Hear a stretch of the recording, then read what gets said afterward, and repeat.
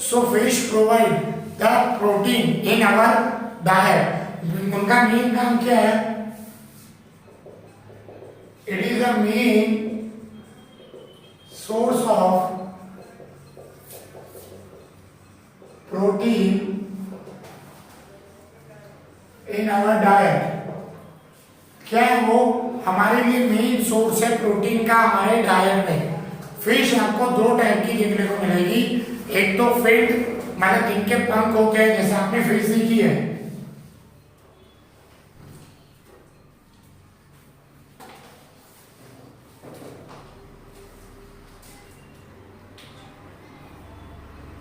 हो गई field fish होगी, और एक बिना फिल्ड वाली आपको फिश देखने को मिल जाएगी।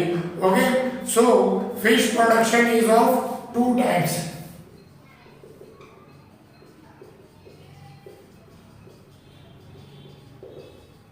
इज ऑफ टू टाइप्स, जिसमें सबसे पहले आपको क्या देखने को मिलेगा कि जो फिन फिश प्रोडक्शन मतलब जो पंख वाली होती है वो, ठीक है, और इन्हें ट्रू फिश भी कहा जाता है और इन्हें कार्टिलेजिनस फिश भी कहा जाता है, क्योंकि इनके अंदर आपको क्या देखने को मिलेंगे?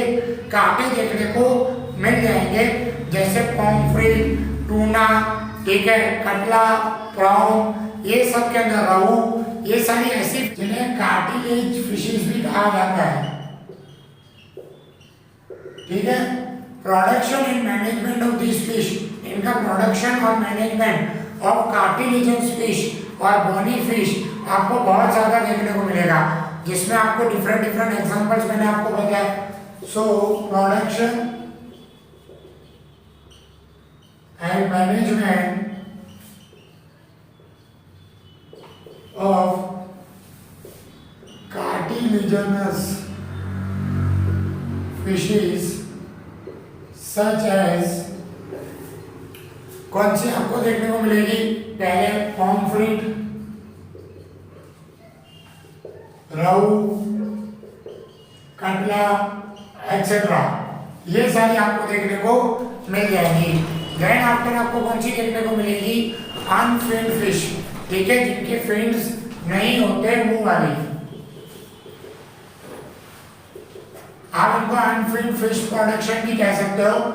जैसे आपने प्रॉन देखा होगा, क्रैब, इन सब का जो होता है वो सब कैसे होते हैं? अनफिन्ड आपको देखने को मिलेंगे। Okay, production of shells fish such as prawn, mollusca etcetera, ठीक है, ये सब आपको देखने को मिल जाएंगे कि इन सब में आपको इनका इतना ज्यादा प्रोडक्शन देखने को मिलता है।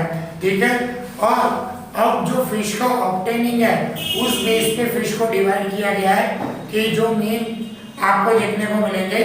तो ऑब्टेनिंग मतलब आपको पता है क्या होता है? कई सारी फिश को कैप्चर करना पड़ता है, मतलब उन्हें जो फिशरमैन होते हैं, ठीक है, मछुआरे जिसे हिंदी में कहते हैं, वो उन्हें क्या करते हैं? पकड़ने जाते हैं और उन्हें वहां से क्या करते हैं? पकड़ के लाने का काम करते हैं। So that's why it is known as a fishing, मतलब बाय कैप्चरिंग से उसे ऑब्टेन करना।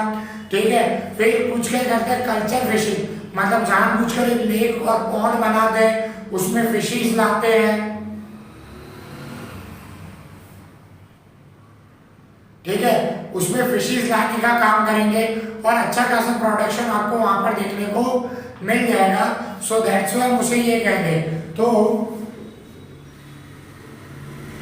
Fishes are two types on the basis of octane.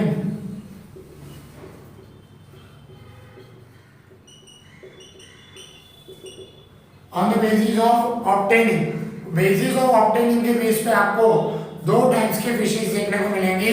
सबसे पहले आपको कौन सी देखने को मिलेगी? कैप्चर। ठीक है, इसमें मैंने आपको बताया कि जब फिशरमैन या जो मछुआरे होते हैं वो उसे पकड़ने जाते हैं, मतलब नेचुरली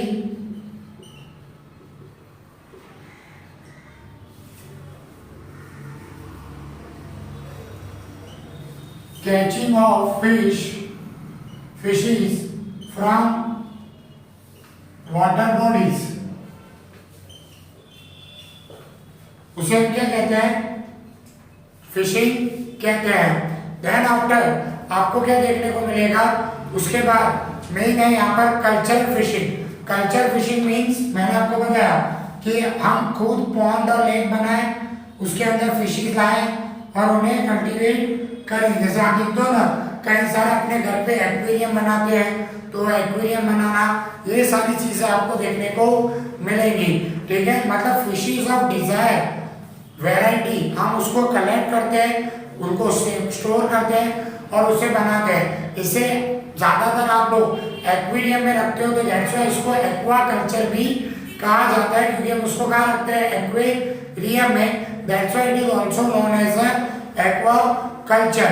ओके, और एक्वा कल्चर अगर आपको रिवर, पॉन्ड या लेक में देखने को मिले, मतलब आपका तो एक्वेरियम होगा इतना छोटा सा, लेकिन अगर उसको हाई लेवल पे ले जाया जाए, फिश में, पॉन्ड, रिवर में, लेक में, पॉन्ड में, तो उसे क्या कहते हैं, मैरी कल्चर भी कहते हैं। So it is about the Mary culture.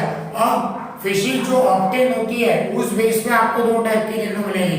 देखो आपको पता है हमारे पास वाटर टू टाइप्स का होता है, एक फ्रेश वाटर, दूसरा मराइन वाटर, मतलब एक सादा पानी, शुद्ध पानी, और एक ऐसा होता है खारा पानी। तो हमें उनमें कौन सी फिशेस देखने को मिलती है, अब हम वो देखेंगे। नाउ सी, अब जैसे मैंने आपको कहा, फिश जहां स्टे करती है उसके अकॉर्डिंग वो आपको टू टाइप्स की देखने को मिलेगी। सबसे पहले आपको वो देखने को मिलेगी मराइन फिश, एंड सेकंड आपको कौन सी देखने को मिलेगी, फ्रेश। ठीक है, सो हम यहाँ पर सबसे पहले डिस्कस करते हैं मराइन फिशरी के बारे में, या मराइन फिशिंग के बारे में। ओके, मराइन फिशिंग में आपको क्या देखने को मिलेगा कि ये फिश आपको पॉन्ड, रिवर और वाटर रिजर्वर्स में देखने को मिलेगी। ठीक है, it includes in river, lake और रिजर्वर्स। ठीक है, इनके अंदर आपको देखने को मिल जाएगी कौन सी फिशेस, मराइन फिशेस। खारे पानी में आप समझ लो। ठीक है, पॉपुलर मराइन फिश में आपको कौन सी देखने को मिलेगी, पॉम्फ्रेट देखने को मिल जाएगी, फिर बॉम्बे डक देखने को मिल जाएगी, ये कुछ फेमस फिशेज है। फिर सैर्डीन्स आपको देखने को मिल जाएगी। ओके, सो नाम भी लिख दीजिए एक दो का, जिनका आपको याद हो। Popular marine fishes like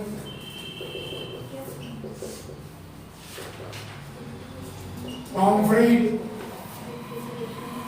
Bombay duck etcetera, ये सारी आपको देखने को मिल जाएगी। मतलब these are the most popular marine fishes जो आपको देखने को मिलती है। और इनके अंदर कुछ कॉस्टली फिशेज भी आपको देखने को मिलेगी, जैसे प्रॉन और ऑस्ट्रिच। ठीक है, सम कॉस्टली फिशेज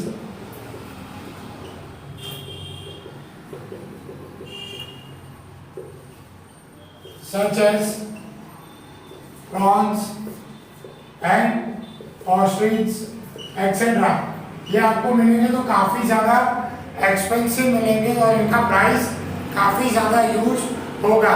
हम सैटेलाइट्स इमेज का यूज करके जो मराइन फिश है उनकी लोकेशन फाइंड कर सकते हैं, उनकी रेंज फाइंड कर सकते हैं, उनकी पॉपुलेशन ऑल्सो फाइंड कर सकते हैं। Means using satellites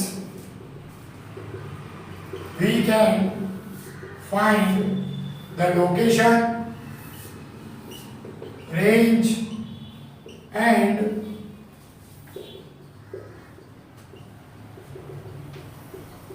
population of marine fishes। ठीक है, ये कुछ पॉइंट्स है जो मराइन फिशेस को लेके थे। नाउ इनलैंड फिशिंग मतलब फ्रेश वाटर। ठीक है, इसमें आपको एक ही मिनट। ठीक है, इनलैंड फिशिंग में आपको क्या देखने को मिलेगा, it include the fish production in fresh water, ठीक है। Inland fishing, it includes the production of fishes in fresh water। आपको किस पे देखने को मिलेगी, इनकी फ्रेश वाटर में आपको इनका प्रोडक्शन देखने को मिल जाएगा। नाउ कंपोजिट फिशिंग कल्चर, ठीक है। कंपोजिट फिशिंग कल्चर क्या होता है कि आप अपना ही एक पॉन्ड बनाओ और उसमें 5 से 6 वैरायटी ले आ जाओ फिशेस की, ठीक है। मतलब composite fishing it includes 5 to 6 varieties of fishes in ponds। मतलब पॉन्ड के अंदर आपको 5 से 6 वैरायटी देखने को मिल जाएंगी, किसकी, फिशेस की देखने को मिल जाएंगी। हम इसको अपने बेस पे सिलेक्ट कर सकते हैं और जो भी 5 से 6 वैरायटी है वो आप अपने बेस पे उनको अंदर उनको रख सकते हो। So it is all about the fish cultivation. अब हम इनके एडवांटेजेस देखेंगे कि फिश कल्टीवेशन या फिश प्रोडक्शन में हमको क्या क्या एडवांटेजेस देखने को मिलते हैं। Now see then after advantages of fish production. अब एडवांटेज क्या है फिश प्रोडक्शन के,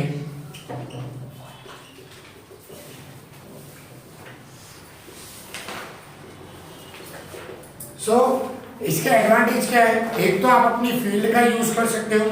देखो फार्मिंग करने के साथ साथ अगर आप फिश प्रोडक्शन भी कर रहे हो तो आपका प्रॉफिट डबल ही है। फार्मिंग तो होती ही रहेगी प्लस आपका फिश प्रोडक्शन भी चलेगा, तो मोर फील्ड। दूसरा, you get more source of protein, क्योंकि आपको पता है अगर सबसे ज्यादा प्रोटीन है तो किसमें है, फिश में। तो फिश से आपको और ज्यादा प्रोटीन ऑब्टेन होते हुए देखने को मिलेगा। देन आपको कुछ प्रॉब्लम्स भी देखने को मिलेंगी। प्रॉब्लम्स इन फिश प्रोडक्शन, देखो सबसे बड़ी यही प्रॉब्लम है उनकी पॉपुलेशन, क्योंकि जो फिश होती है वो सिर्फ मॉनसून में ही रिप्रोडक्शन करती है और अपने एग्स लाया करती है, जिसकी वजह से उनके नंबर्स इतने ज़्यादा नहीं बढ़ पाते और इसी वजह से उनका प्रोडक्शन बहुत कम होता है, ठीक है। सो that's why fish lies eggs only in the monsoon season. That's why their growth is not fast, ठीक है। That's why इनकी ग्रोथ इतनी ज्यादा आपको फास्ट होते हुए देखने को मिलती